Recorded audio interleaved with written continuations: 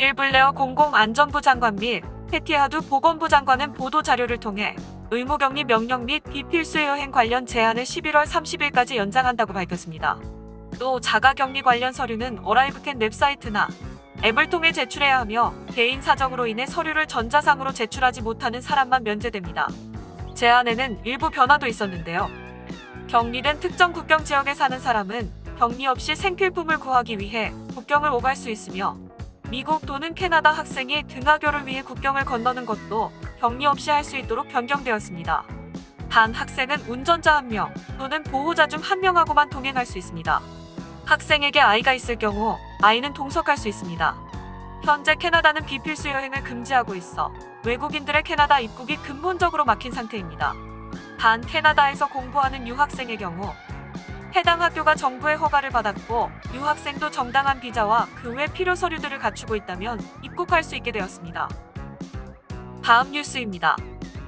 캐나다 보건부가 1시간 안에 코로나19 테스트 샘플 9개 결과가 나오는 새 테스트 스트립을 허가했다고 밝혔습니다. 사스코브2 트리플락 테스트 스트립스란 이름의 이 신속 진단 키트는 프리시전 바이오 모니터링이라는 온타리오주 회사가 만든 것으로 코로나19 바이러스 자체를 감지하고 냉장 보관할 필요 없이 이동이 가능해 현장 검사의 이상적인 진단 키트로 평가받고 있습니다. 그리고 드디어 캐나다 보건부가 해당 키트를 전국에서 쓸 수 있도록 허가했습니다. 캐나다 정부 관계자는 제2차 유행이 시작된 이 시점에서 좀 더 빠르고 보관이 용이한 진단 키트는 조기 진단을 하는데 큰 도움이 될 것이라며 더 많이 그리고 더 빨리 진단을 할 수 있다는 것은 그만큼 확진자들을 더 빠르게 발견해 격리시킬 수 있다는 뜻이고 궁극적으로 캐나다 경제에도 큰 도움이 될 것이라고 전했습니다. 새 신속 진단 키트는 상온에서도 안정적이고 사용도 편리하며 정확도도 매우 뛰어나 앞으로 코로나19 검사에 한 번 더 변화가 찾아올 것으로 보입니다. 다음 뉴스입니다. 미국 연방법 및 주법에 따르면 대통령 선거일까지 우체국 발송 도장이 찍힌 우편 투표는 유효 투표로 인정해야 합니다. 하지만 각 주마다 도착 기준일이 다른데요. 대부분의 주는 선거일보다 하루나 이틀 정도까지만 허용하는 가운데 워싱턴주의 경우 11월 23일까지 도착하면 유효 투표로 인정해줍니다. 트럼프 대통령은 이러한 우편 투표는 투명성이 떨어진다며 부정선거 의심을 감추지 않았습니다. 트럼프 대통령은 본인 트위터를 통해 확고하게 우위를 점하고 있었던 주들에서 우편 투표가 개표될 때마다 마법처럼 역전당했다며 어떻게 우편 투표가 개표될 때마다 득표율이 그렇게 차이가 날 수 있느냐 라고 의혹을 제기했습니다. 트럼프 대통령은 지난 4일 핵심 경합주인 펜실베이니아주와 미시간주 그리고 조지아주에 개표 중단 소송을 냈고 위스콘신주에는 재검표를 요청하였습니다. 만약 트럼프 대통령이 이렇게 선거 결과에 불복하고 소송을 진행할 경우 다음 대통령 취임 일정에 차질이 생기게 될 수도 있습니다.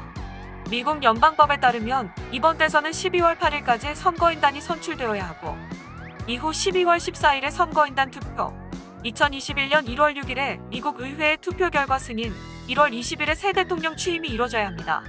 하지만 소송으로 인해 12월 8일까지 선거인단이 선출되지 못한다면 미국 하원이 주별로 한 표씩 행사해 대통령을 뽑고 상원이 부통령을 뽑게 됩니다.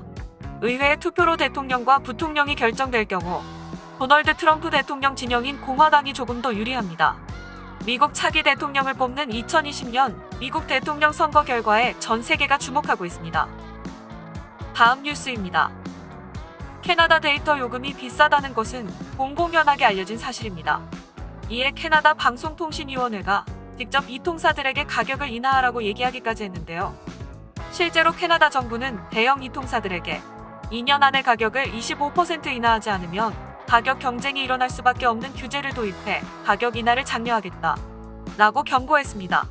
캐나다 정부의 목표는 향후 2년 안에 월 $50인 데이터 요금을 월 $37까지 인하하는 것입니다. 이러한 추세에 캐나다 대형 이통사들도 점점 요금을 인하하고 있으나 여전히 캐나다 데이터 요금은 세계에서 최상위권을 유지하고 있는 것으로 드러났습니다. 핀란드 국제 경영 컨설팅 회사인 네이휠은 유럽, 북미아시아, 아프리카 등 전 세계 168개 이통사들을 대상으로 4G 및 5G 통신 이용 최저 요금제를 비교 분석하였습니다. 레이휠 측은 텔러스 배 로저스 월 평균 요금제가 가장 높게 나왔다. 캐나다가 전 세계에서 가장 비싼 요금제를 갖고 있다고 전했습니다. 레이휠에 따르면 세계에서 가장 월 평균 요금제가 저렴한 곳은 영국이고 유럽에서 가장 비싼 나라는 그리스인 것으로 드러났습니다. 다음 뉴스입니다. BC주 보건당국이 1일 코로나19 확진자가 5일 기준 425명이 확인되어 누적 확진자 수가 총 1만 6,560명이 되었다 라고 밝혔습니다. 지역별로 신규 확진자 수를 분류하면 밴쿠버 연안 보건지역에 126명, 프레이저 보건지역 268명, 밴쿠버 아일랜드 보건지역이 7명, 내륙 보건지역이 8명, 북부 보건지역이 6명으로 집계되었습니다. 현재 BC주 순확진자 수는 3,389명이며 현재 코로나19 확진자와 접촉해 자가격리 조치를 취한 사람들의 수는 7,519명, 누적 관치자 수는 1만 2,806명입니다. 입원 중인 환자는 총 97명, 이 중 24명이 중환자실에 있습니다. BC주 보건당국에 따르면 지난 24시간 동안 1,120건의 검사를 통해 420억 원이 확진 판정을 받은 것으로 확인되었습니다. BC주는 역대 최다 신규 확진자가 나오며 점점 다른 주와 비슷한 상황으로 치닫고 있습니다. 다음 뉴스입니다. BC주 교통부가 아보츠포드에서 칠리왁을 가는 한번 고속도로에서 주 최초로 교통체증 기반 가변 제한 속도 시스템을 출범했습니다. 프레이저 밸리 지역 24km를 커버하는 이 시스템은 차량이 막힐 것 같으면 제한 속도를 낮춤으로써 정차하는 구간 없이 안정적으로 이동할 수 있게 하는 것입니다. 가변 제한 속도 시스템을 도입하는 가장 큰 이유는 고속도로에서 갑작스럽게 앞차가 정차해 발생하는 교통사고를 줄이기 위함이며 교통체증 상황 및 날씨 상황을 고려해 속도가 조절됩니다. BC주 교통부는 해당 구간의 가변 제한 속도 시스템을 주 최초로 도입한 까닭은 교통량이 많고 교통사고 역시 작기 때문이다. 또한 지난 6년간 일본 고속도로 교통량이 꾸준히 증가하고 있다. 2013년 기준 1일 평균 45,500대였는데 2019년엔 54,000대로 늘었다 라고 전했습니다. 가변 제한 속도 시스템이 적용된 고속도로에서는 제한 속도가 변경되었음을 알리는 표지판과 함께 도로 상황 및 날씨 정보도 제공합니다. 교통량을 확인하기 위해 500m마다 센서가 설치되었고 다수의 도로 상태를 감지할 수 있는 센서들도 곳곳에 부착되어 알고리즘에 따라 자연스럽게 제한 속도를 책정하게 됩니다. 다음 뉴스입니다. 토론토시는 이번 주부터 50대의 과속 카메라가 새로운 장소에 등장할 것이라고 발표했습니다. 7월부터 본격적으로 시작된 해당 자동화 카메라들은 이미 과속 운전자들에게 수천 장의 벌금 티켓을 발부한 바 있습니다. 또한 9월 한 달 동안 가장 높았던 벌금은 706달러로 30km 구역에서 시속 78km로 운전한 운전자에게 부과되었습니다. 또한 발표 자료에 따르면 기존의 모든 카메라가 새로운 장소로 옮겨지고 있다고 합니다. 성명서는 안전 문제가 있는 더 많은 지역을 해결하고 폭넓은 억제 효과를 높이기 위해 이번 주부터 50대의 ASE 기기를 모두 새로운 장소로 이전할 것이라고 밝혔습니다. 이러한 지역들 중에는 번다스 스트리트 이스트와 브로드뷰 에비뉴엔 제인 스트리트의 동부, 나턴 에비뉴의 북부가 포함되어 있습니다.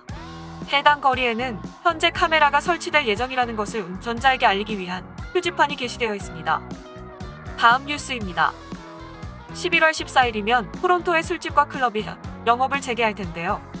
하지만 여전히 일 환자 수가 급증하는 가운데 코로나의 확산을 늦추기 위한 새로운 제한 시스템에 들어갈 것으로 예상됩니다. 현행 규정상 술은 밤 11시까지만 판매할 수 있고 12시 이후에는 허가받은 시설 내에서 술을 마실 수 없는데요. 토론토가 지정한 새로운 프레임워크 시스템에 오렌지 레스트릭트에 들어가게 되면 주류는 오전 9시부터 판매 가능하고 오후 9시 이후에는 판매가 금지됩니다. 또한 모든 술은 오후 10시 정각까지만 소비될 수 있습니다. 정부 지침에 따르면 오렌지 제한에 따른 공중보건 지역에서는 식당, 술집 등 식품음료업소가 오후 10시까지 문을 닫아야 합니다. 물리적 거리와 셀프 서비스 뷔페와 같은 것들과 관련된 현재의 규칙도 여전히 유효할 예정입니다. 또한 다음 주 토요일부터 술집과 식당에서는 코로나 증상에 대해 모든 고객들을 검진해야 하며 4명까지 한 테이블에 함께 앉을 수 있게 됩니다.